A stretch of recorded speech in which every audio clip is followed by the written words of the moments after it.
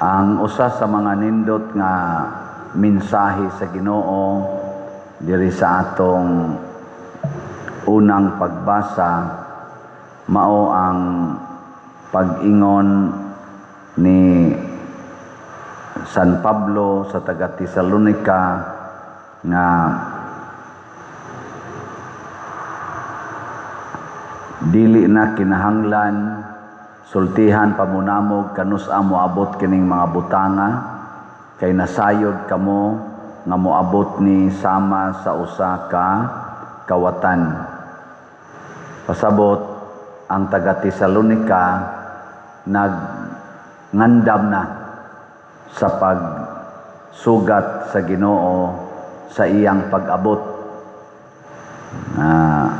Pangutan ako no na imong tupad ing na andam na ka. Nyag di pa gani andam ing na pangandam na. Kay usahay ra ba kumpiyansa kay ta nga tungod lang kay bata-bata patag edad. Di pa ni moabot ang Ginoo, di pa ko mamatay. Nya moabot di ko ang Ginoo sa takna nga wa gid nato palandunga. Muna sa atong tubag sa Salmo nag-ingon ta, nagatuo ako nga makakita ako sa mga butang nga maayo sa Ginoo didto sa yuta sa mga buhi. Pasabot ang kamatayon dili di ay mao'y katapusan sa atong kinabuhi. Makakita lang gyapon ta didto sa sunod. Pasabot mupadayon ra gyud ang kinabuhi. Muna dili ta maghunahuna nga ini kamatay tapos na ang lahat sa atin. Kung dili mao na nay sinugdanan sa wa nay katapusan. Mahimo ba na nato? Dili. Kinsa may makahimo ana ang naghatag sad natog kinabuhi. Mao na diri sa atong ebanghelyo nagpakita si Jesus nga ang mga yawa diay kaila kay niya. Gani ang mga yawa mahadlok sa presensya sa Ginoo. Kamo ingna ko na imong tupad na mahadlok kag yawa na hadlok og yawa. Kung mahadlok tag yawa pasabot wa day ta motuo nga kuyog tas Ginoo or wa gid ta mo kuyog sa Ginoo. Muna kinahanglan kaayo nga makaamgo ta niini ug unsaon man nato pag-amgo nga kini di ay atong kinabuhi dinhi sa kalibutan lumalabay. Pero kining kinabuhi asad mo padayon adto sa sunod. Nya kay mo padayon man kinahanglan kahibaw ta unsaon pagsumpay ang atong kinabuhi. Unsa may maayong isumpay? Sumpayan natog kalipay nga way katapusan o kasakit nga way katapusan. Sagaran gid nato kalipay gi ato isumpay. Nya haron malipay ta inig sumpay sa atong kinabuhi kinahanglan mo dawat ta og kasakit. Di ta maglikay-likay sa kasakit. Muna si Jesus nagpakamatay para ta mabuhi. Yang anong mabuhi man tas pagpakamatay ni Jesus kay ang iyang kamatayon ni buntog og sala. Nya kun mosunod sa tas iyang kinabuhi mahimo sad tang andam sa ikaduha niyang pagbalik.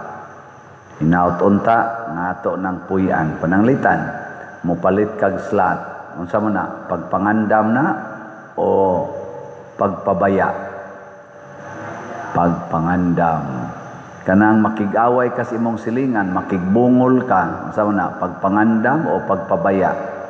Pagpabaya. Kanang maningil kas utang, unsa man na pangandam o pagpabaya? Depende.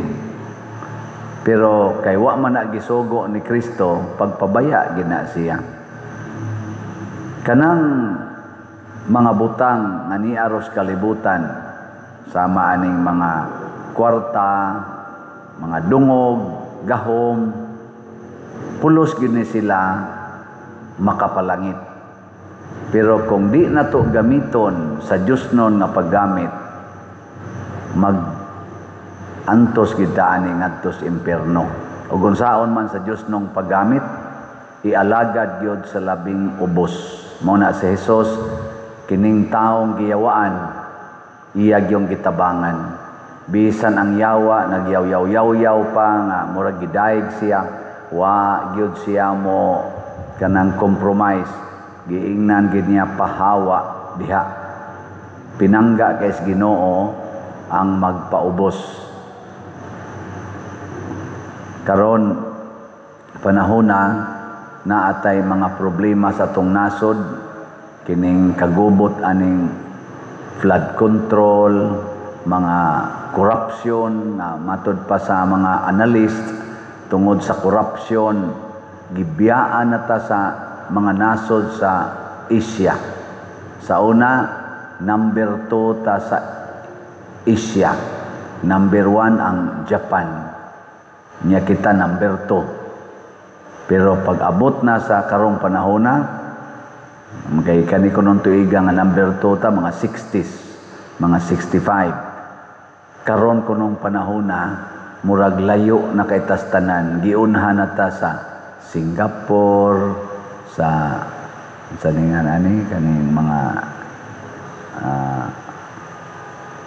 Malaysia, sa pamilayan Brunei o uban pa. Ang pinakabag-o kuno karon, gi-overtikan ta sa Vietnam. Ana, pildi na ta sa Vietnam. Pildi na ganita sa Cambodia tingali. Mao na doon na nay rason gikan kas number 2 pasabot number 1 ka sa Southeast Asia, kay ang Northern Asia ang Japan mo sa Asia, ang Japan may number 1 sa una. Karon layo na tagbiya. Ug unsa may gipasanginlan sa mga analyst, kanig yung corruption. Kanibang mga leaders nga maoray mo gamit sa kwarta nagihatag sa Ginoo. Ug mao na ang atong likayan. Mao na ang atong paningkamutan na mabuntog aron maduol ta ni Kristo ug iya tang mapanalipdan batok sa mga dautan. Dili gid ta maningkamot para sa tong kaugalingon. Hinaut-unta ang atong mga leaders ug ang atong mga benefactors and donors hatagan ni anang maong pagpangandam ug kaning gitawag natong kahibalo nga angay gyung batunan ang Dios non nga kinabuhi kaysa tawhanon ra gyud nga pangandoy.